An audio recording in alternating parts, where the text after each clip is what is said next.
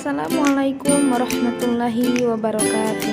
Perkenalkan, nama saya Maya Kirani dengan NIM 2011290082 dari kelas C yang menyampaikan tentang afiks. Baiklah, yang pertama yaitu adalah 1. Prefiks.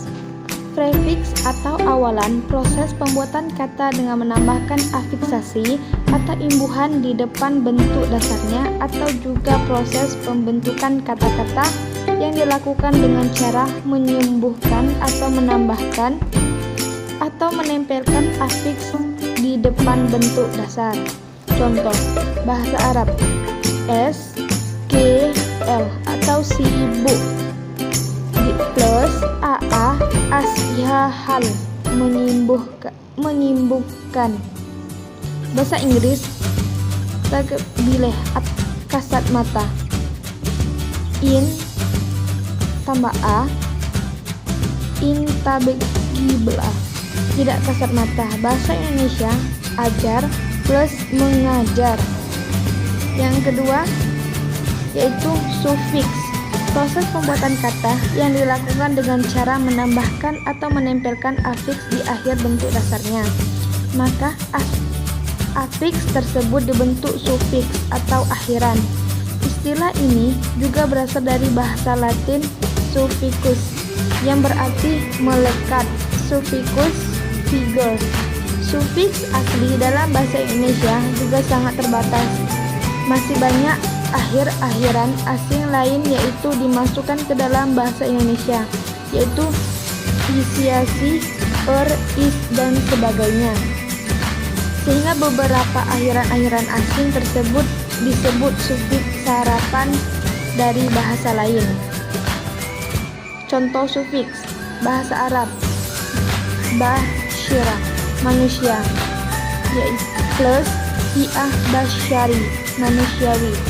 Bahasa Inggris amaze kagum, minat amazenat kekaguman. Bahasa Indonesia beli, bahasa Indonesianya beli plus tambahkan tambah A belikan. Yang ketiga yaitu konfiks. Konfiks ialah afiks gabungan yang terbentuk atas prefiks atau sufiks yang berfungsi mendukung makna tertentu. Karena mendukung makna tertentu itulah maka onfiks tidak dianggap sebagai prefiks atau sufiks yang masing-masing berdiri sendiri, tetapi dianggap sebagai satu satuan bentuk yang tidak terpisah, dan karena morfem merupakan komposit bentuk serta artinya, maka konfiks dianggap satu morfem, bukan gabungan dua morfem. Contoh konfiks bahasa Arab dahrab memukul atau mah dan fuad madharabun tempat memukul. Bahasa Inggris aisefet menerima dan abel unstable tidak terima. Yang keempat itu infleks atau infleks nasional adalah proses pembuatan kata baru dengan menambahkan imbuhan terhadap suatu kata yang tidak mengubah kelas kata tersebut. Dengan kata lain, jika suatu kata mendapat prefix atau sufiks ataupun infiks, maka kelas kata dari kata tersebut masih sama. Misalnya kata box menjadi box.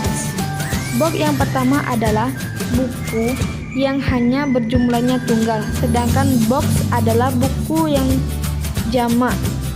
Akan tetapi baik box maupun box, keduanya masih sama-sama sebagai kata benda. Contoh infleks pada kata kerja, misalnya kata studi yang berusaha menjadi student dan studin.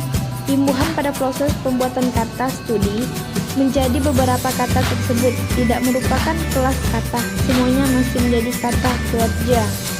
Contoh infleks di dalam bahasa Indonesia misalnya adalah kata buah dan buah-buahan. buah adalah kata benda tunggal, sedangkan buah-buahan adalah kata benda jamak. Yang kelima yang terakhir adalah derivasi. Derivasi atau derivasional adalah proses imbuhan terhadap suatu suku kata yang berakibat mengubah kelas kata tersebut. Misalnya imbuhan pada kata sing menjadi singer.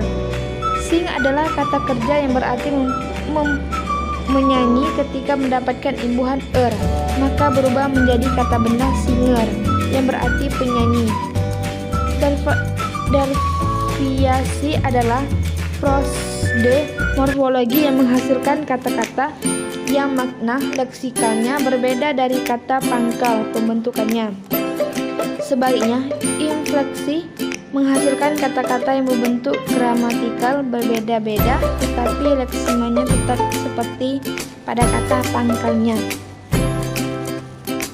Baiklah, itu saja penyampaian dari saya. Kalau ada kekurangan, saya mohon maaf. Saya akhiri. Assalamualaikum warahmatullahi wabarakatuh.